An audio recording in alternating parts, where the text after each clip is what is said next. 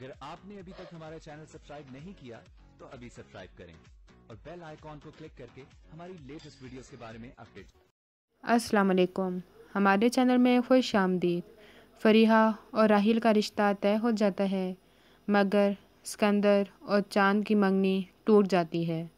नूरीन राहिल और चांद को दोबारा मिलाने की कोशिश करती है, मगर अभी चांद कुछ समझने की कोशिश ही नहीं करती। सिकंदर इशफाक साहब से भी सिफारिश करवाता है, मगर चांद फिर भी इनकार कर देती है। राहिल फरीहा से रिश्ता ख़त्म कर देता है।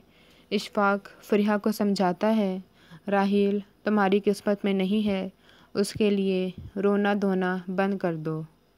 चांद शर्त रखती है, आयशा उसकी ज़िंदगी का सबसे बड़ा मकसद है। वो उससे शादी करेगी जो उसके साथ आयशा को भी अपनाएगा। राहिल को चांद की सारी शर्तें मंजूर होती हैं।